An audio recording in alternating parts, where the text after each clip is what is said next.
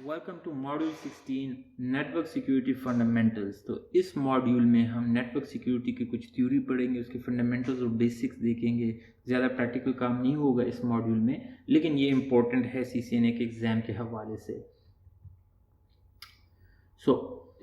इस मॉड्यूल में हम सिक्योरिटी थ्रेट्स एंड वल्नरेबिलिटीज़ यानी कि सिक्योरिटी वीकनेसेस कौन कौन सी अवेलेबल, कौन कौन सी होती हैं आपके नेटवर्क में या आपके ऑर्गेनाइजेशन में, और उन सिक्योरिटी वीकनेसेस की वजह से कौन कौन से अटैक्स आप पर पॉसिबल होते हैं। डिफरेंट टाइप्स ऑफ अटैक्स देखेंगे और फिर उन अटैक को मिटिगेट कैसे किया जाएगा यानी उसके साथ पोज कैसे किया जाएगा, और फिर उसके बाद हम देखेंगे डिवाइस सिक्योरिटी यानी एंड डिवाइस को हम कैसे सिक्योर करते हैं, यानी होस्ट डिवाइसेस, लैपटॉप्स या मोबाइल फोन्स। तो सबसे पहले सिक्योरिटी थ्रेट्स एंड वल्नरेबिलिटीज़ देखते हैं कि थ्रेट्स किसे कहते हैं और वल्नरेबिलिटीज़ किसे कहते हैं। तो जब भी आपके सिस्टम पर एक सक्सेसफुल अटैक हो जाए तो उस अटैक के बाद आपका सिस्टम जो है वो, या आपका नेटवर्क या आपकी ऑर्गेनाइजेशन जो है वो डिफरेंट टाइप्स ऑफ थ्रेट्स के लिए ओपन हो जाते हैं, यानी आपको कुछ खतरात होते हैं जिसे हम थ्रेट्स कहते हैं जो कि आप पर अब पॉसिबल हैं। तो इसमें जो सबसे इम्पोर्टेंट टाइप ऑफ थ्रेट्स हैं जो कि हर वक्त एक नेटवर्क ऑर्गेनाइजेशंस को ओपन रहते हैं, वो थ्रेट्स वो हैं इंफॉर्मेशन थ्रेफ्ट, यानी आपके नेटवर्क पर जब भी अटैक होगा तो आपको जो खतरा है वो यही है कि आपकी इंफॉर्मेशन थेफ्ट हो सकती है, आपके पास वैल्यूबल इंफॉर्मेशन हो सकती है, आपकी वैल्यूबल, बड़े ऑर्गेनाइजेशंस के पास वैल्यूबल रिसर्च इंफॉर्मेशन होती है जो कि बाकी कंपटीशन मार्केट में जितनी बाकी ऑर्गेनाइजेशन के साथ वो compete कर रहा है उनके अगेंस्ट उसको competitive एज प्रोवाइड करता है। तो अगर वो इंफॉर्मेशन इसकी लीक आउट हो जाए तो वो उसका बिजनेस लॉस हो सकता है इस इंफॉर्मेशन थ्रेट की वजह से, थेफ्ट की वजह से। डेटा लॉस एंड मैनिपुलेशन, आपके डेटाबेसेस जो हैं वो डिलीट हो सकते हैं, उसमें से डेटा डिलीट हो सकता है, वैल्यूबल इंफॉर्मेशन डिलीट हो सकती है, या आपके डेटाबेसेस में वो रॉन्ग इंफॉर्मेशन इंसर्ट कर सकते हैं जिसे हम डेटा मैनिपुलेशन कहते हैं। आइडेंटिटी थेफ्ट, आपके यूज़र जो है या आपके कस्टमर जो है उसकी आइडेंटिटी चोरी हो सकती है और उस आइडेंटिटी को किसी इलीगल एक्टिविटी में यूज़ किया जा सकता है। डिस्ट्रप्शन ऑफ सर्विस, यानी आपकी सर्विसेज को डिस्टर्ब किया जा सकता है। फॉर एग्जांपल, अगर आप आईटी ब्लॉग चला रहे हैं या आपकी ऑर्गेनाइजेशन एक वेब सर्विस प्रोवाइड करे और उस वेब सर्विस के थ्रू अब कस्टमर्स आते हैं, कनेक्ट होते हैं आपके पास, कुछ एक्टिविटी करते हैं, तो आपकी वो सर्विस जो है वो डिस्टर्ब हो सकती है। और लेजिटिमेट यूज़र, जब आपका कस्टमर आपकी वेब सर्विस को एक्सेस करता है और आपकी वेब सर्विस अनअवेलेबल होगी तो आपकी सर्विसेज डिस्टर्ब होगी और आपका कस्टमर आपसे नाराज़ हो सकता है। तो इस टाइप के थ्रेट्स हर वक्त नेटवर्क ऑर्गेनाइजेशन या आईटी ऑर्गेनाइजेशंस के पास होते रहते हैं और इन थ्रेट्स से उन्होंने बचना होता है।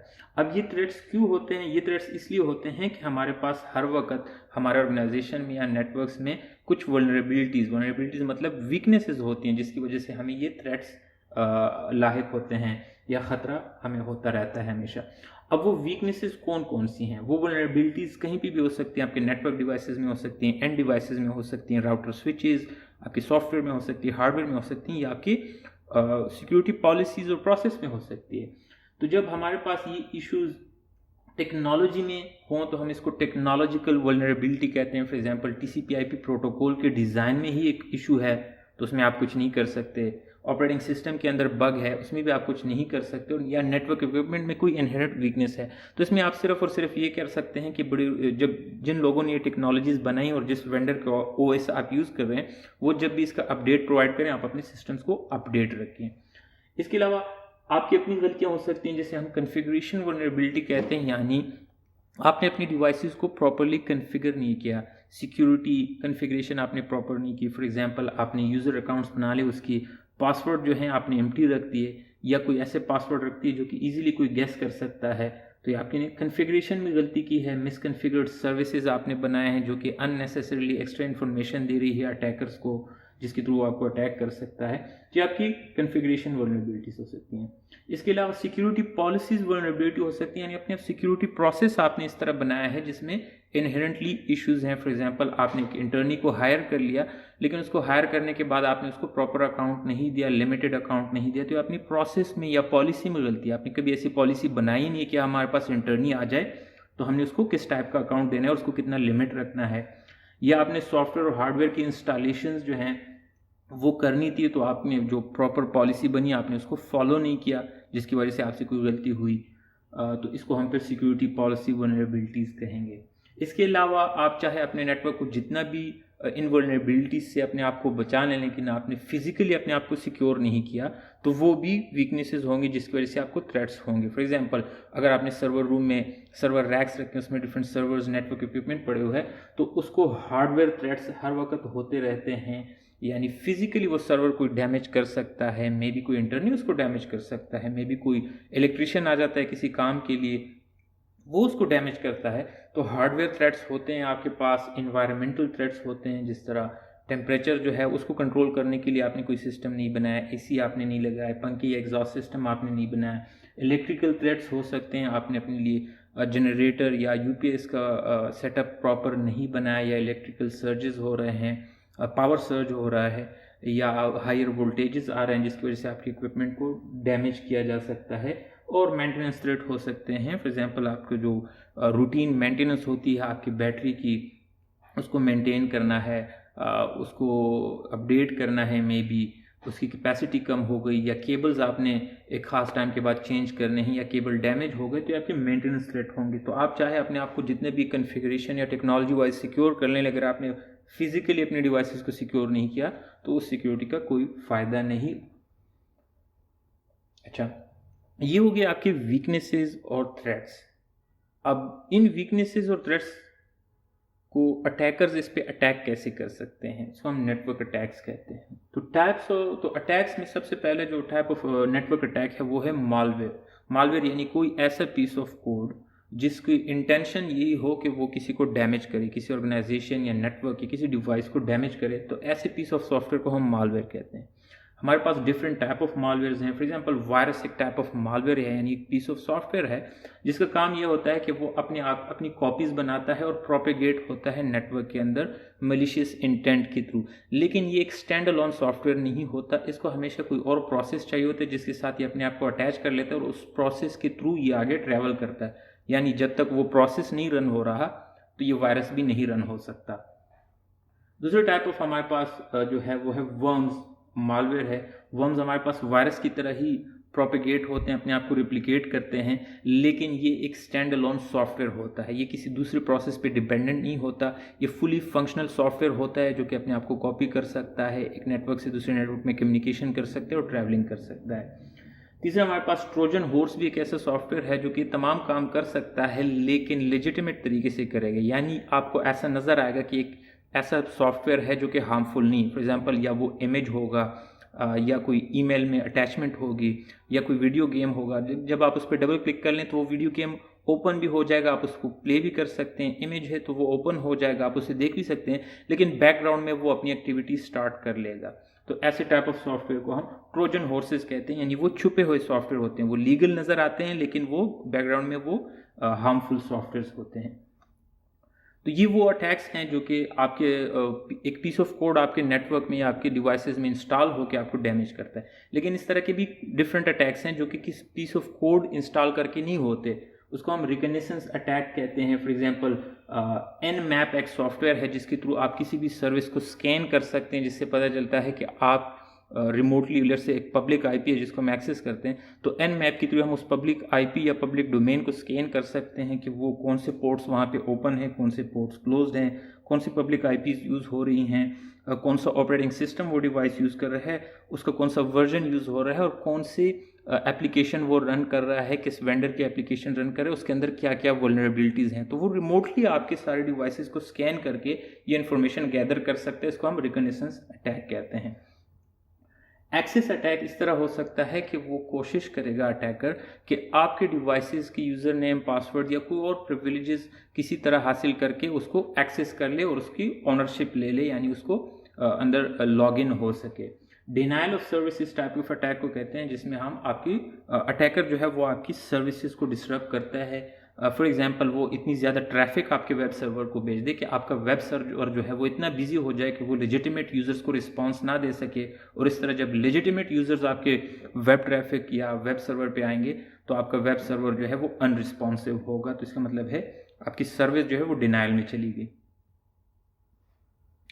एक्सेस अटैक्स, जिस तरह हमने प्रीवियसली देखा, एक्सेस अटैक डिफरेंस हो सकते हैं। फॉर एग्जांपल, पासवर्ड अटैक हो सकता है आपके सर्वर पर या वेब सर्वर पर या डेटाबेस पर, जिसमें ब्रूट फोर्स यानी मल्टीपल पासवर्ड्स वो एक सॉफ्टवेयर के थ्रू चेक कर सकता है, मे बी उसमें से कोई गेस हो जाए, गेस करके वो पासवर्ड लगा दे। ट्रोजन हॉर्स का यूजुअली यही काम होता है, ईमेल अटैचमेंट में आपके पास एक मैलिशियस सॉफ्टवेयर होता है, आप उसको डाउनलोड करके क्लिक करते हैं तो वो आपके सिस्टम पर इंस्टॉल होके पासवर्ड्स ढूंढना शुरू कर लेता है। या पैकेट स्निफर्स के थ्रू भी पासवर्ड जो है वो पासवर्ड अटैक हो सकते हैं। अगर दो डिवाइसेस आपस में अनसिक्योर्ड कम्युनिकेशन चैनल के थ्रू कम्युनिकेशन कर रहे हैं तो मे बी उसमें पासवर्ड प्लेन टेक्स्ट में वो आपस में शेयर कर रहे हैं, तो अटैकर उसको स्निफ करके वो पासवर्ड चोरी कर सकता है। इसी तरह ट्रस्ट एक्सप्लॉयटेशन सिस्टम होते हैं जिसमें एक्टर जो है वो अनऑथराइज प्रिविलेजेस यूज करके आपके सिस्टम को गेन कर सकता है और आपके टारगेट को कॉम्प्रोमाइज कर सकता है। पोर्ट रिडायरेक्शन अटैक का मतलब ये है कि मे बी आपके पास एक पब्लिकली एक सर्वर है जो कि एक स्पेसिफिक एक ही पोर्ट उस पर ओपन है, लेट से SSH पोर्ट 22 ओपन है, और अगर उसने ये एक पोर्ट एक्सेस कर लिया समहाउ किसी और अटैक के थ्रू यहाँ तक एक्सेस ले लिया, तो उसके बाद आपकी जितनी भी इंटरनल सर्विसेज हैं मे बी वो किसी और पोर्ट्स और किसी डिवाइसेस पे काम के जो कि पब्लिकली अवेलेबल नहीं है, लेकिन चूंकि आपका पब्लिक सिस्टम एक बार अटैक उस पर सक्सेसफुल हो गया तो इसको यूज़ करते हुए, इस सिस्टम को यूज़ करते हुए वो आपकी इंटरनल डिवाइसेस को भी अब अटैक कर सकता है और उनको एक्सेस कर सकता है। Man in the middle attack उस टाइप ऑफ अटैक को कहते हैं जब दो यूज़र आपस में कम्युनिकेशन कर रहे हों तो एक थर्ड पर्सन बीच में, जिसे हम अटैकर कहते हैं, वो आ जाता है और वो कुछ इस तरह की मैनिपुलेशन कर लेता है कि ये दोनों यूज़र्स बेसिकली इसके थ्रू डेटा सेंड कर रहे हैं एक दूसरे को, और ये मैन इन द मिडिल जिसे हम कहते हैं जो अटैकर होता है वो तमाम की तमाम कन्वर्सेशन रीड कर रहा होता है और दोनों यूज़र्स को कभी इस बात का पता नहीं चलता कि हमारे बीच में तीसरा यूज़र बीच में बैठ के हमारी कम्युनिकेशन को लिसन कर रहा है। तो इसको हम man in the middle attack कहते हैं। डिनाइल ऑफ सर्विस अटैक, हमारे पास डिफरेंट टाइप के डिनाइल ऑफ सर्विस अटैक हो सकते हैं। सिंपली स्पीकिंग, आपका एक वेब सर्वर है और उस पर मैं एक सॉफ्टवेयर के थ्रू इतनी ज़्यादा रिक्वेस्ट भेज दूं कि वो आपके सर्वर की प्रोसेसिंग पावर से ज़्यादा हों और आपके सर्वर उसको प्रोसेस नहीं कर सकते, या आपके पास बैंडविड्थ लिमिट पहुंच जाए या प्रोसेसिंग लिमिट पहुंच जाए या रैम आपके पास कम पड़ जाए उन रिक्वेस्ट को प्रोसेस करने के लिए, तो आपका डिवाइस जो है वो अनरिस्पॉन्सिव हो जाएगा, आपका सर्वर अनरिस्पॉन्सिव हो जाएगा और ये एक बहुत ही simple denial of service attack होगा आपके सर्वर पर। डिनाइल ऑफ सर्विस अटैक में हमारे पास मकसद यही होता है कि आपकी सर्विसेज को डिसरप्ट किया जा सके। ज़्यादा complicated denial of service attack इस तरह होगा जिसे हम डिस्ट्रीब्यूटेड डिनाइल ऑफ सर्विस कहते हैं, DDoS इन सिंपल टर्म। उसमें होता है कि हमारे पास मल्टीपल जगहों से हम डेटा एक सर्वर को भेजते हैं। फॉर एग्जांपल मल्टीपल कंप्यूटर्स दुनिया में ग्लोबली डिफरेंट कंट्रीज़ में हमारे पास ऐसे डिवाइसेस हों जिसको हमने ऑलरेडी कंप्रोमाइज़ किया हो और उन तमाम सर्विसेज को हम एक टारगेट दे दें जो कि आपका वेब सर्वर हो कि इसको रिक्वेस्ट भेजना शुरू कर दो, तो आपके पास अचानक आपके वेब सर्वर के पास इतनी डिफरेंट टाइप ऑफ रिक्वेस्ट हर जगह से आनी शुरू हो जाएगी कि आपका सर्वर जो है वो अनरिस्पॉन्सिव हो जाएगा। तो इस टाइप ऑफ अटैक को हम DDoS कहेंगे, डिस्ट्रीब्यूटेड डिनाइल, यानी जो अटैक सरफेस है जहाँ से अटैक इनिशिएट हो रहा है, ओरिजिनेट हो रहा है, वो तमाम डिवाइसेस डिस्ट्रीब्यूटेड हैं ग्लोबली। वो एक डिवाइस अटैक नहीं कर रहा, डिफरेंट डिवाइसेस आपको at the same time attack कर रहे हैं एक साथ मिलकर। तो अब आप पर डिफरेंट टाइप ऑफ अटैक्स आपने देख ली कि आप पे हो सकते हैं जिसकी वजह से आपको डिफरेंट थ्रेट्स हैं आपकी ऑर्गेनाइजेशन और आपकी बिजनेसेस को। तो अब देखते हैं कि इन अटैक्स को हम कैसे मिटिगेट करेंगे, इसके खिलाफ हमने क्या करना है ताकि अटैक्स हम पर पॉसिबल ना हो अगर कोई अटैकर कर रहा है। तो डिफेंस इन डेप्थ अप्रोच आपने अपनाना होगा इस टाइप ऑफ अटैक्स को मिटिगेट करने के लिए, क्योंकि ये अटैक्स जो हैं काफ़ी सोफिस्टिकेटेड और काफ़ी कॉम्प्लिकेटेड हो गए। आप इसको सिंपली एक एंटीवायरस या एंटी मालवेयर सॉफ्टवेयर इंस्टॉल करके इनको मिटिगेट नहीं कर सकते, आपने मल्टीपल डिवाइसेस के थ्रू इसको मिटिगेट करना होगा। For example defence in depth approach जो है एक लेयर्ड अप्रोच है, यानी आपने डिफरेंट लेयर्स पर डिफरेंट डिवाइसेस लगा के डिफरेंट चीज़ों के साथ डिफरेंट अटैक्स को मिटिगेट करना होगा। फॉर एग्जांपल आपने वर्चुअल प्राइवेट नेटवर्क्स यूज़ करने होंगे, VPN यूज़ करने होंगे ताकि आपके जो भी इंटरनेट पे आप कम्युनिकेशन करें वो तमाम की तमाम इनक्रिप्टेड हो ताकि कोई स्निफिंग अटैक आप पे ना कर सके। आपने अपने नेटवर्क के एंड पे अपने ASA फायरवॉल लगाना है। ASA firewall is a security appliances of Cisco का ASA फायरवॉल आप लगाएंगे ताकि आप पैकेट फिल्टरिंग कर सकें, कुछ पोर्ट्स ब्लॉक कर सकें, अगर आपके पर कोई अटैक कर रहा है तो उसके आईपी एड्रेस को आप ब्लॉक कर सकें, आप इस फायरवॉल से करेंगे। आईपीएस इंट्रूजन प्रिवेंशन सिस्टम जो है वो आपके नेटवर्क के अंदर होना चाहिए फायरवॉल के अलावा। आईपीएस का इंट्रूजन प्रिवेंशन सिस्टम जो है वो ऑटोमेटिकली अलर्ट्स जनरेट करेगा इन केस जब आप पर अटैक पॉसिबल अटैक होगा तो आप को वो अलर्ट भेजेगा और फिर एक ह्यूमन आके उस अलर्ट को देखेगा, उसको वैलिडेट करेगा। अगर वो वाकई प्रॉपर अटैक है, आईपीएस ने प्रॉपर अलार्म जनरेट किया, तो उसके बाद वो नेक्स्ट प्रोसेस शुरू करेगा, मे बी फायरवॉल में कुछ कॉन्फ़िगरेशन चेंज करेगा या आईपीएस ब्लॉक करेगा। इसके अलावा हमारे पास email security, web security appliances भी आपने लगाने होंगे। ईमेल के अंदर जो अटैचमेंट्स आती हैं उसको फिल्टर करने के लिए, उनको चेक करने के लिए उसमें वायरसेस हैं या नहीं, उसके लिए आपने ईमेल सिक्योरिटी अप्लायंसेस लगानी होंगी। इसी तरह वेब सर्वर अगर आपके पास है तो वेब सर्वर अप्लायंसेस आपने लगानी होंगी ताकि वो वेब पे जितनी भी रिक्वेस्ट आ रही हो, जो डेटा आ रहा है इनक्रिप्टेड फॉर्म में, उसको वो चेक कर सके और फिल्टर आउट कर सके कि उसमें कोई मलिशियस सॉफ्टवेयर तो नहीं आ रहा। इसी तरह AAA सर्वर आपका ऑथेंटिकेशन, ऑथराइजेशन और अकाउंटिंग सर्वर आपके पास होना चाहिए जिसमें तमाम यूज़र जो कि यूज़र लॉगिन हो रहे हैं उनके जो अकाउंट बने हैं उसकी पासवर्ड कम्प्लेक्सिटी, पासवर्ड हिस्ट्री और जितनी भी पासवर्ड पॉलिसीज़ बनाना है वो AAA सर्वर का काम होगा। और उनके लॉग्स रखना कि कौन किस वक्त लॉगिन हुआ, कौन किस वक्त लॉग आउट हुआ, उसने क्या क्या किया इस नेटवर्क में, इन सब चीज़ों के लॉग्स जनरेट करेगा। क्योंकि जिसका फ़ायदा है कि जब आप पर अटैक होगा तो अटैक करने के बाद आपको इसके थ्रू इन्वेस्टिगेशन कर सकते हैं कि एक्चुअली अटैक कैसे हुआ, ताकि नेक्स्ट टाइम वो अटैक ना हो सके।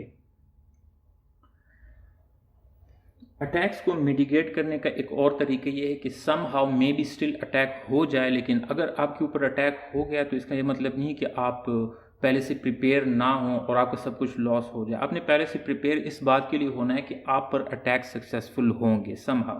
तो जब आप पर अटैक सक्सेसफुल हो जाएं तो आपने अपने पास उसको मिटिगेट करने का एक ये तरीका भी है कि आप अपने पास बैकअप्स रखें, हर तमाम सर्वर कॉन्फ़िगरेशंस के बैकअप रखें, नेटवर्क इक्विपमेंट के बैकअप रखें, आपके डेटाबेसेस के बैकअप रखें और उसकी एक फ्रीक्वेंसी, एक पॉलिसी डिफाइन करें कि हमने अपने पास फुल बैकअप्स रखने हैं, पार्शल बैकअप्स रखने हैं, मंथली हमने उसको बैकअप करना है, वीकली बैकअप करना है, depending upon sensitivity of your data, आपका डेटा कितना इंपॉर्टेंट है। आपके पास स्टोरेज प्रॉपर होनी चाहिए ताकि वो तमाम बैकअप जो है वो आपके पास पड़ा रहे और उसको हम फिर इजीली रिस्टोर कर सके। और स्टोरेज किसी थर्ड प्लेस पे होना चाहिए जहाँ पर अटैक पॉसिबल ना हो या अटैकर को पता ना हो कि आपका यहाँ पे भी कोई स्टोरेज मैकेनिज्म है। और उस बैकअप को आपने सिक्योरली ट्रांसपोर्ट करना है, कम्युनिकेट करना है। ऐसा ना हो कि आपका बैकअप ही चोरी हो जाए या बैकअप पे ही अटैक हो जाए। और बैकअप आपने टाइम टू टाइम वैलिडेट करने हैं कि ऐसा ना हो कि जब आपको बैकअप चाहिए हो, आप पर अटैक हो गया और आपका डेटा लॉस हो गया, लेकिन आपके पास बैकअप कहीं पे था, लेकिन उसके बाद आपने जब बैकअप चेक किया तो उस बैकअप में स्टिल कोई इशू था, करप्टेड डेटा था। तो आपने अपने डेटा को जब आप बैकअप लेंगे तब आपने अपने बैकअप को वैलिडेट भी करना है। वैलिडेट का मतलब ये है कि उसको चेक कर लो कि प्रॉपर बैकअप ले लिया हमने, क्या हम इसको रिस्टोर कर सकते हैं इन केस ऑफ इमरजेंसी। तो बैकअप रखना एक इम्पॉर्टेंट स्टेप है, एक इम्पॉर्टेंट प्रोसेस है आपके नेटवर्क सिक्योरिटी पॉलिसी में। इसके अलावा जो टेक्नोलॉजिकल वल्नरेबिलिटीज़ होती हैं आपके ऑपरेटिंग सिस्टम, चाहे वो आपके एंड यूज़र ऑपरेटिंग सिस्टम है जैसे विंडोज़ या लिनक्स ऑपरेटिंग सिस्टम, या आपके मोबाइल फ़ोन के ऑपरेटिंग सिस्टम्स हैं, या नेटवर्क डिवाइसेस के ऑपरेटिंग सिस्टम है जैसे सिस्को iOS है, राउटर का OS है या स्विच का iOS है, तो आपने उसको हमेशा अप टू डेट रखना है। अप टू डेट रखने का फ़ायदा है कि जब उसमें जो बग्स का पता चलता है ऑर्गेनाइजेशंस को कि इस सॉफ्टवेयर में ये बग है और ये इशू है और यहाँ पर इस पर इस तरह का अटैक हो सकता है, तो वो उसके अपडेट्स इशू करते हैं। लेकिन अगर आपने वो अपडेट्स इंस्टॉल नहीं किए तो फिर आप उस अटैक के लिए ओपन होंगे और आप पर वो अटैक पॉसिबल होगा। लेकिन जब आप अपने आप को अपडेट रखेंगे तो जो भी नॉन अटैक्स होंगे वो अटैक्स आपकी डिवाइसेस पे सक्सेसफुल नहीं हो सकते। ऑथेंटिकेशन, ऑथराइजेशन एंड अकाउंटिंग, हमारे पास एक प्रोटोकॉल है, AAA प्रोटोकॉल भी कहते हैं, उसके लिए हम एक AAA सर्वर बनाते हैं और उसका काम ये है कि वो यूज़र्स को आइडेंटिफाई कर सके। तो ऑथेंटिकेशन का मतलब ये होता है कि हु आर यू, यानी कौन यूज़र है जो कि लॉगिन चाहता है, ये रिसोर्सेज एक्सेस करना चाहता है। फॉर एग्जांपल ऑथेंटिकेशन का मतलब ये होगा कि आपके पास एक यूज़र नेम और पासवर्ड हो जिसके थ्रू आप अपने आप को ऑथेंटिकेट कर सकते हैं, या in case of multi factor authentication, आपके पास कोई डिवाइस हो, कोई कार्ड हो या कोई पिन कोड हो जिसके थ्रू आप अपने आप को ऑथेंटिकेट कर सकें कि ये मैं हूँ, तब जाके आप लॉगिन ले सकते हैं उन रिसोर्सेज के लिए। लेकिन जब आप लॉगिन ले लें, आप अपने आप को ऑथेंटिकेट कर लें यूज़र नेम और पासवर्ड के थ्रू, उसके बाद आपने ऑथोराइजेशन लेनी होगी कि फॉर एग्जांपल अब आपने एक फ़ाइल को एक्सेस करना है, तो आप लॉगिन तो हो गए, लेकिन क्या इस फाइल को एक्सेस करने के लिए आपके पास परमिशंस हैं? क्या आप ऑथोराइज्ड पर्सन हैं इस फाइल को? तो हर कोई जो कि लॉगिन हो जाता है, ज़रूरी नहीं कि वो ऑथोराइज्ड भी हो सब कुछ करने के लिए। आपके अकाउंट पे लिमिटेशंस होंगी, आप ऑथोराइज होंगे कुछ काम करने के लिए, कुछ काम करने के लिए आप ऑथोराइज नहीं होंगे। और जब जिन कामों के लिए आप ऑथोराइज्ड हैं उस पर आपकी अकाउंटिंग भी होगी, यानी आपका रिकॉर्ड बनेगा कि जब आप किस टाइम आप लॉगिन हुए, आपने कौन कौन सी फाइल्स एक्सेस की, या आपने फाइल्स डिलीट की, या आपने न्यू फाइल्स क्रिएट की, या आपने उसमें चेंजेस की, उस सब का एक लॉग बनेगा जिसको हम अकाउंटिंग कहते हैं कि इस टाइम पर इस यूज़र ने ये काम किया। तो AAA सर्वर्स हमारे नेटवर्क में होते हैं जो कि हमें ऑथेंटिकेशन, ऑथराइजेशन और अकाउंटिंग के सर्विसेज देते हैं, और ये एक एंटरप्राइज नेटवर्क में एक इम्पोर्टेंट सर्वर होता है और जिसके थ्रू हम फिर इन्वेस्टिगेशंस कर सकते हैं और यूज़र्स को कंट्रोल कर सकते हैं, उनकी एक्टिविटीज़ को कंट्रोल कर सकते हैं। ओके, अच्छा, नेटवर्क में हमारे पास सिक्योरिटी के हवाले से फायरवॉल एक इम्पोर्टेंट अप्लायंस है। फायरवॉल का बेसिक काम ये है कि वो इनसाइड और आउटसाइड एनवायरनमेंट को डिफाइन करे। इनसाइड का मतलब है आपकी ऑर्गेनाइजेशन की इनसाइड इक्विपमेंट और एक्टिविटीज़, और आउटसाइड का मतलब है इंटरनेट यूजुअली।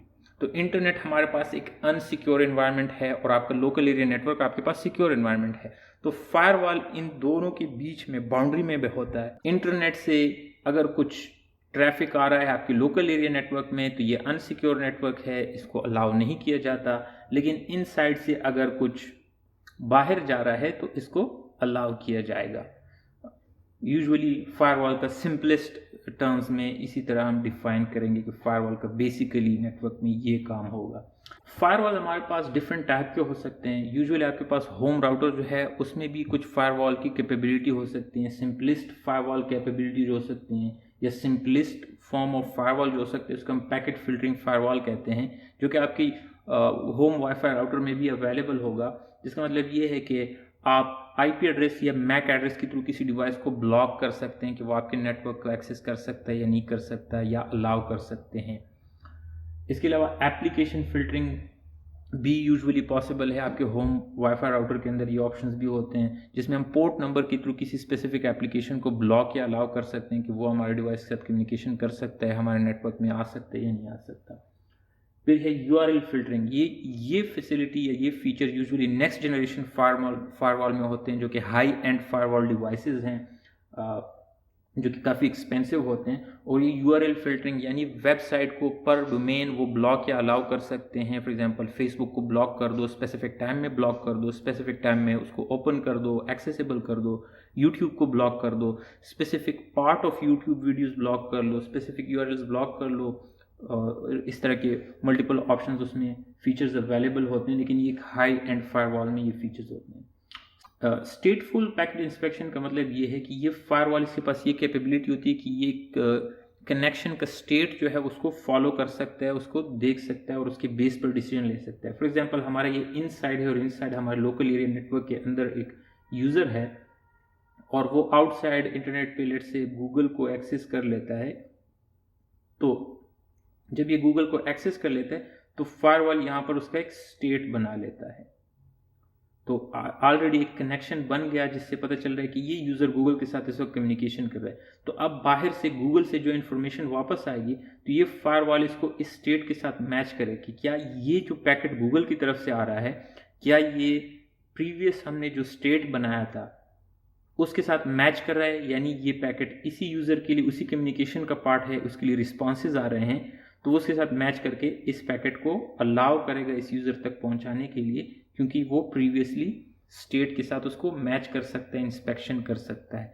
लेकिन अगर गूगल कोई ऐसा पैकेट भेज दे जो कि किसी स्टेट के साथ मैच नहीं करता तो ये फायरवॉल उसको ब्लॉक कर देगा, क्योंकि ये प्रीवियसली किसी स्टेट के साथ मैच नहीं कर रहा और फायरवॉल जो है वो इंटरनेट की तरफ से अनसॉलिसिटेड मैसेजेस को अलाउ नहीं करता अनलेस किसी ने इंटरनली फर्स्ट कम्युनिकेशन स्टार्ट की हो।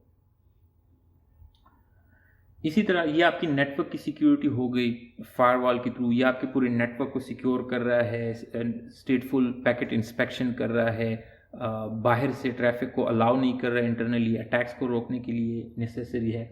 लेकिन इसके साथ साथ आपकी जो एंड डिवाइसेस हैं, जो कि लैपटॉप्स हैं, कंप्यूटर्स हैं और मोबाइल डिवाइसेस हैं, उनको भी सिक्योर करना होता है। इसको हम एंड पॉइंट सिक्योरिटी कहते हैं। तो एंड पॉइंट सिक्योरिटी के लिए आपने यूजुअली कुछ पॉलिसीज़ बनानी होती है कि कौन कौन से सॉफ्टवेयर आप एंड डिवाइसेस पे यूज़ कर सकते हैं, कौन से नहीं यूज़ कर सकते।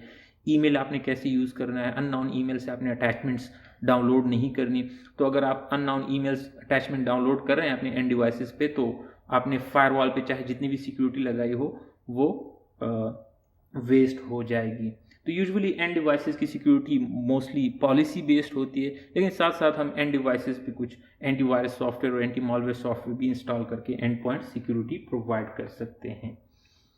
तो सिस्को ऑटो सिक्योर हमारे पास इसी तरह का एक सॉफ्टवेयर है जो कि हम एंड सिस्टम पे डिवाइस पे डाउनलोड करके इंस्टॉल कर सकते हैं। और वो क्या करता है कि वो आपकी जो डिवाइसेस है उसको मॉनिटर करेगा और उसमें जो डिफ़ॉल्ट ऑप्शंस हैं वो चेक करेगा कि अगर आपकी सेटिंग्स जो है वो डिफ़ॉल्ट पर है और अनसिक्योर कॉन्फ़िगरेशंस आप यूज़ कर रहे हैं, न कि सिर्फ एंड डिवाइस पे बल्कि इवन राउटर और नेटवर्किंग डिवाइसेस पर भी, और वो आपको बताएगा कि आप प्रॉपर सिक्योर कॉन्फ़िगरेशंस यूज़ नहीं कर रहे। फॉर एग्जांपल आप डिफ़ॉल्ट यूज़र नेम और पासवर्ड यूज़ करें तो वो आपको वार्निंग देगा, या आप बहुत वीक पासवर्ड्स यूज़ कर रहे हैं तो वो आपको वार्निंग देगा कि आप अपने पासवर्ड्स को चेंज कर लें, पॉलिसी कम्प्लेक्स बनाएं। इसी तरह आपके सिस्टम रिसोर्सेज जो हैं उस पर परमिशंस नहीं लगे तो उसकी भी वार्निंग्स देगा, आपको एडवाइसेस देगा वो सॉफ्टवेयर कि आपने यहाँ पर ये परमिशन लगा दें, इसको लॉक करें, इन रिसोर्सेज को अननेसेसरीली कम्युनिकेशन मत करें कुछ डिवाइसेस के साथ। और अपने डिवाइसेस, अगर आपकी डिवाइसेस अप टू डेट नहीं हैं और उसमें कुछ अपडेट्स अवेलेबल हैं इंटरनेट पर, तो वो उसकी भी वार्निंग्स आपको देगा कि आप अपनी डिवाइस को अपडेट कर लें। तो सिस्को ऑटो सिक्योर आपकी डिवाइसेस को मॉनिटर करके आपको इन्फॉर्मेशन, एडवाइसेस और वार्निंग प्रोवाइड करेगा ताकि वो आपको बता सके कि आपने कहाँ कहाँ पर अपनी डिवाइसेस को सिक्योर करना है। इसी तरह डिवाइस को सिक्योर करने के लिए आपके पास पासवर्ड कम्प्लेक्सिटी होनी चाहिए। एक पॉलिसी आपने बनानी चाहिए कि आपके पासवर्ड लेंथ जो है वो एटलीस्ट 8 कैरेक्टर्स हों, प्रेफरेबली 10 और मोर कैरेक्टर्स होने चाहिए ताकि कोई इसको गैस ना कर सके, ब्रूट फोर्स अटैक उस पर पॉसिबल ना हो। पासवर्ड कम्प्लेक्स होनी चाहिए, different upper case, lower case letters, number, symbols और स्पेसेस उसमें अलाउ कर ले पॉलिसी बनाकर। रिपीटेशन नहीं होना चाहिए पासवर्ड में, कॉमन डिक्शनरी वर्ड्स नहीं होने चाहिए, आपके बर्थडेज, आईडी नंबर उसमें नहीं होने चाहिए ताकि कोई उसको सिंपली आप गेसिंग से अपने आप को बचाने, उसमें गेस ना, आपने ऐसे पासवर्ड्स रखने हैं तमाम एम्प्लॉयज़ के ताकि कोई और उसको गेस ना कर सके। ऑब्वियसली पासवर्ड को कहीं पे रिटन आपने नहीं लिखना क्योंकि कोई उसको देख सकता है। और इस तरह के, इसको हम पासवर्ड पॉलिसी कहते हैं। बेसिकली आपने पासवर्ड प्रॉपर पॉलिसी बनानी है ताकि आपके पासवर्ड गेस ना हो सके। तो इसी तरह की पासवर्ड पॉलिसी हम अपने सिस्को राउटर्स या सिस्को स्विचेस पे बना सकते हैं, जिसमें हमारे पास कमांड है, हम पहले भी देख चुके हैं, सर्विस पासवर्ड इंक्रिप्शन की कमांड है जिसके थ्रू आपके रनिंग कॉन्फ़िगरेशन फाइल के अंदर जितनी भी पासवर्ड सेव हैं या स्टार्टअप कॉन्फ़िगरेशन फाइल के अंदर जितनी पासवर्ड सेव हैं वो तमाम इनक्रिप्ट हो जाएं। इससे पहले प्रीवियस मॉड्यूल में हम ये कमांड यूज़ कर चुके हैं पासवर्ड को इनक्रिप्ट करने के लिए। इसके अलावा ये कमांड्स भी अवेलेबल हैं, सिक्योरिटी पासवर्ड मिनिमम लेंथ 8। यहाँ पर हम क्या कर रहे हैं, एक पासवर्ड पॉलिसी डिफाइन कर रहे हैं कि हम जितने भी पासवर्ड, जितने यूज़र्स के पासवर्ड बनेंगे उनकी मिनिमम लेंथ 8 होना चाहिए। 8 कैरेक्टर से शॉर्ट अगर वो पासवर्ड बनाना चाहे तो राउटर उसको अलाउ ही नहीं करेगा उस यूज़र को इतना शॉर्ट पासवर्ड यूज़ करने के लिए। इसी तरह log in block for 120 attempts 3 within 60, ये भी हम एक पॉलिसी डिफाइन कर रहे हैं कि अगर हमारे राउटर पर कोई ब्रूट फोर्स अटैक कर रहा है तो उस ब्रूट फोर्स अटैक करने के बाद, यानी अगर वो बहुत जल्दी एक सॉफ्टवेयर के थ्रू डिफरेंट पासवर्ड्स चेक कर रहा है या इवन मैनुअली चेक कर रहा है, गैस करने की कोशिश कर रहा है, तो ये क्या कर लेगा, लॉगिन को ब्लॉक कर देगा फॉर 120 सेकेंड्स। जब भी हमारे पास 3 अटेम्प्ट्स हो जाएं विदिन 60 सेकंड, यानी विदिन 60 सेकंड अगर आपने 3 बार गलत पासवर्ड दे दिया तो ये लॉगिन जो है 120 सेकंड्स के लिए ब्लॉक हो जाएगा। अब आपने 120 सेकंड्स वेट करना होगा और उसके बाद आप दोबारा नया पासवर्ड गेस कर सकते हैं या ट्राई कर सकते हैं। तो ये हमने यहाँ पर ग्लोबल कॉन्फ़िगरेशन में इसके थ्रू हमने पासवर्ड पॉलिसी बना ली, और अब जाके आप एक पासवर्ड रखते हैं लाइन VTY पर, उस पर एग्जिट टाइम आउट आपने रखते हैं। एग्जिट टाइम आउट का मतलब ये है कि अगर हम लाइन VTY यानी SSH या टेलनेट के थ्रू अगर हम इस राउटर को एक्सेस कर लें और हम आइडियल हों अप टू 30 सेकेंड, तो ये ऑटोमेटिकली लॉग आउट हो जाएगा। एक सिक्योरिटी फीचर है। और ट्रांसपोर्ट में हम हमेशा SSH यूज़ करते हैं, टेलनेट हम नहीं यूज़ करते क्योंकि टेलनेट सिक्योर नहीं है, SSH एन्क्रिप्टेड कम्युनिकेशन यूज़ करता है। और जब आप शो रनिंग कन्फिग करके देख लें तो आप देख सकते हैं आपने जो पासवर्ड से किए थे वो एन्क्रिप्टेड फॉर्म में होगा। इसके अलावा SSH की कन्फिगर करनी होती है। जब हमने SSH प्रोटोकॉल यूज़ करना है तो SSH प्रोटोकॉल के लिए हमने यूज़र नेम और पासवर्ड बनाने होते हैं, और उसके लिए कुछ स्टेप्स हैं, 6 स्टेप्स हैं जिसके थ्रू आप SSH की जो है वो जनरेट करेंगे और फिर आप सिक्योर कम्युनिकेशन यूज़ करेंगे रिमोटली राउटर या स्विच को एक्सेस करने के लिए। ओके, तो अब पैकेट ट्रेसर में जाके हम देखते हैं कि हमने एक राउटर या स्विच को कैसे सिक्योरली SSH प्रोटोकॉल के थ्रू रिमोटली एक्सेस करना होगा, क्योंकि अगर हम टेलनेट के थ्रू उसको एक्सेस करते हैं तो टेलनेट जो है उस पर स्निफिंग अटैक पॉसिबल होता है। स्निफिंग अटैक से बचने के लिए आपने टेलनेट को यूज़ नहीं करो, क्योंकि टेलनेट जो है वो यूज़र नेम पासवर्ड जो है वो प्लेन टेक्स्ट में कम्युनिकेट करता रहता है। तो SSH जब हम यूज़ करेंगे तो SSH जो है उसको RSA प्रोटोकॉल के थ्रू पब्लिक की और प्राइवेट की के थ्रू कीज़ जनरेट करके इनक्रिप्ट करेगा, और इनक्रिप्टेड इन्फॉर्मेशन में कम्युनिकेशन होगी। तो अगर कोई स्निफिंग अटैक कर भी रहा है तो वो हमारी यूज़र नेम पासवर्ड्स को चोरी नहीं कर सकता। तो उसके लिए जो स्टेप्स हैं वो ये 6 स्टेप्स हैं जो हमने फॉलो करने होंगे SSH को कन्फिगर करने के लिए राउटर पर। तो इन स्टेप्स में जो इम्पोर्टेंट इन्फॉर्मेशन वो ये है कि हमने एक यूनिक डिवाइस होस्ट नेम, उसका सबसे पहले हमने राउटर का होस्ट नेम चेंज करना होगा। फिर हमने IP डोमेन नेम के कमांड्स के थ्रू एक डोमेन नेम सेलेक्ट करना होगा, क्योंकि SSH कीज़ जनरेट करते हुए ये डोमेन नेम यूज़ होता है, इसके बगैर SSH कीज़ जनरेट नहीं होती। और उसके बाद हमने सिंपली क्रिप्टो की जनरेट RSA जनरल कीज़ की कमांड देनी होगी, जिसके थ्रू हमारे पास कीज़ जनरेट हो जाएंगी। जब कीज़ जनरेट हो गई, अब हम एक लोकल डेटाबेस बनाएंगे जिसमें हमने यूज़र नेम और पासवर्ड बनाना होगा, और फिर हमने लॉगिन लोकल का कमांड लाइन VTY 04 पे देना होगा और ट्रांसपोर्ट में SSH को सिलेक्ट करना होगा। तो let's go to packet tracer and do these steps. तो राउटर को मैंने कनेक्ट कर लिया, टोपोलॉजी मैंने बना ली है। इस PC 0 से हम राउटर 0 को SSH करना चाहते हैं और उसके थ्रू इसको रिमोटली कन्फिगर हैं। तो सबसे पहले हम फिजिकली कंसोल पोर्ट के थ्रू राउटर 0 के साथ कनेक्ट होंगे। कन्फिग की करके हमने सबसे पहले क्या करना है, हमने होस्ट नेम चेंज करना होगा इसका। तो मैं इसको सिस्को राउटर नेम दे देता हूँ फॉर अ होस्ट नेम, और होस्ट नेम चेंज करने के बाद हमने एक IP डोमेन नेम देना होगा, क्योंकि कीज़ इसके बगैर जनरेट नहीं होती। जैसे में माइटेल के डोमेन नेम में कोई भी नेम आप यूज़ कर सकते हैं। जो होस्ट नेम और डोमेन नेम जब आपने सेलेक्ट कर लिया, अब आप कीज़ जनरेट कर सकते हैं इनक्रिप्शन के लिए। तो क्रिप्टो की जनरेट RSA प्रोटोकॉल हमारा यूज़ होगा, जो कि पब्लिक की और प्राइवेट कीज़ जनरेट करता है। उसका हम इंटर कर देते हैं। तो कहता है हमारे पास ऑलरेडी इस नाम से कीज़ हैं जो कि मैं पहले बना चुका था, बट नो प्रॉब्लम, इसको अगेन क्रिएट कर सकते हैं। इसके बाद हमसे पूछेगा कि की का लेंथ कितना होना चाहिए। RSA multiple keys length support करता है, तो 512 इज़ इनफ। एंटर कर लें तो 512 बिट के RSAs की जनरेट हो गए। कीज़ तो जनरेट हो गए, लेकिन अब हमने क्या करना है, लाइन VTY और लाइन VTY 0 to 4 को सिलेक्ट करेंगे। यहाँ पर हमने ट्रांसपोर्ट जो है वो इनपुट के लिए SSH सेलेक्ट करना होगा और लॉगिन लोकल कमांड ज़रूर देना है। जिसका मतलब ये है कि लोकल डेटाबेस को यूज़ करो फॉर यूज़र नेम और पासवर्ड, लेकिन यूज़र नेम पासवर्ड तो अभी तक हमने बनाई नहीं। लोकल डेटाबेस में यूज़र नेम पासवर्ड बनाने के लिए आपने फिर ग्लोबल कॉन्फ़िगरेशन में आना होगा और सिंपली यूज़र नेम मूसा, पासवर्ड सिस्को, और ये आपने यूज़र नेम और पासवर्ड क्रिएट कर लिया। And that's it. आप SSH जो है वो कॉन्फ़िगर हो गया। अब हम कहीं से भी रिमोटली इस राउटर को SSH कर सकते हैं, लेकिन हमने IP एड्रेस नहीं दिया इस इंटरफेस को, सो कंप्यूटर PC0 इसको एक्सेस नहीं कर सकता। तो let's provide an IP address to this router.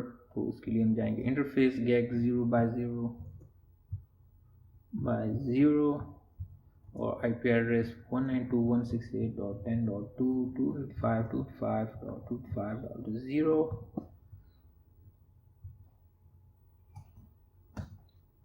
और नो शटडाउन। जैसे हम नो शटडाउन कमांड देंगे पोर्ट अप हो जाएगा, लेकिन स्विच का पोर्ट स्टिल डाउन है क्योंकि STP प्रोटोकॉल जो है 50 सेकेंड ऑलमोस्ट लेता है, जो कि हम आगे के मॉड्यूल्स में पढ़ेंगे कि क्यों ये इतनी ड्यूरेशन लेता है अप होने में।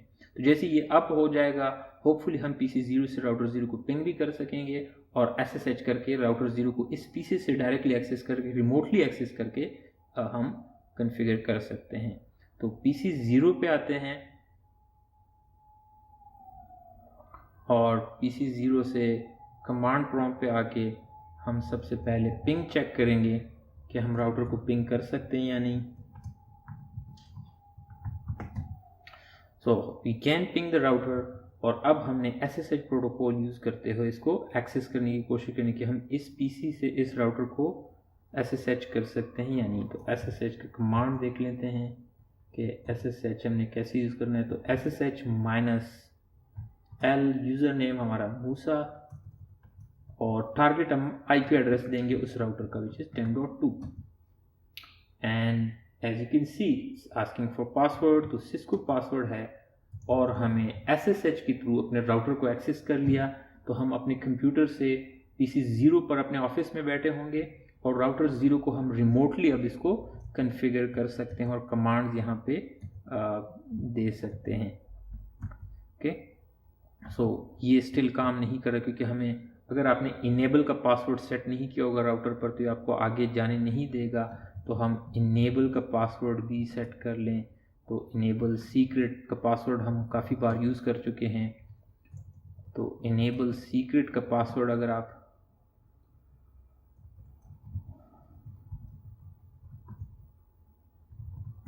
राउटर पे कॉन्फ़िगर कर लें तो उसके बाद आप जो है इनेबल भी यूज़ कर सकते हैं और शो रनिंग कॉन्फ़िग कर लें तो आप अब राउटर पर कमांड्स इंटर कर सकते हैं remotely. So that's it for this module for security. ये सिक्योरिटी के बहुत ही बेसिक्स टॉपिक थे। I hope you like the video and enjoyed it. See you in the next video.